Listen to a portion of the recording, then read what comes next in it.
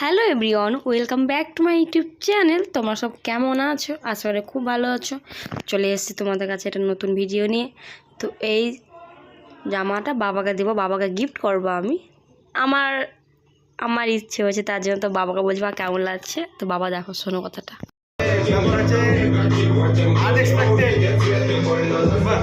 বাবা সত্যি ভাবতে পারিনি, বাবা বলছে আমি আনএক্সপেক্ট, আমি ভাবতেই পারিনি যে আমার জন্য এত সুন্দর করেছো তোমরা, মানে আমার মার বিবাহবার্ষিকীর জন্য।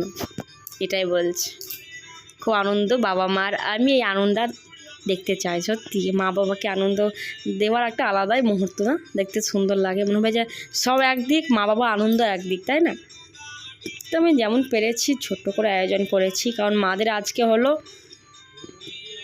27 বছর এরা এভাবে কাটিয়ে দিল।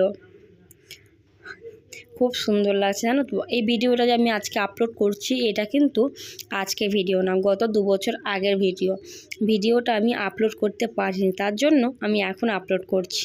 তো হ্যাঁ, তা তোমাদের ভিডিওটা কেমন লাগছে তোমরা কমেন্টে জানাও। আর এটা কিন্তু ঠান্ডার সময়, ফাল্গুন মাসের ভিডিওটা, সরি মাঘ মাসের ভিডিওটা এটা।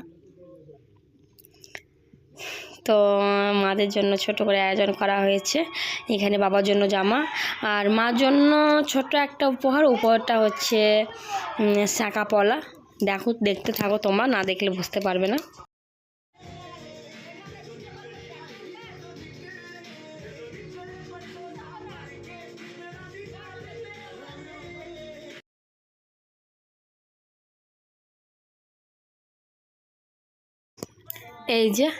এই ছবিটা ছিল, কারণ আমার এখন ডিলিট হয়ে গেছে আমার ফোন থেকে, কারণ ফোন পড়ে গেছিলো, তারপর থেকে আমার ফোনে সেরকমভাবে ছবি নেই। এই ভিডিওটাই ছিল, তার জন্য ভাবলাম এই ভিডিওটা আমি তোমাদের সাথেও শেয়ার করি, কারণ কবে ডিলিট হয়ে যাবে বুঝতে পারবো না। এই সুন্দর সুন্দর স্মৃতিগুলো সত্যি খুব অপূর্ব, সেই দিনগুলো। কিন্তু যখন আমার এই ভিডিওটা করি, তখন আমার কিন্তু বিয়ে হয়নি। ভিডিওটা করি বলতে আমার আজ থেকে 2 বছর হয়ে গেল। 2 বছর আগে আমার কিন্তু বিয়ে হয়নি।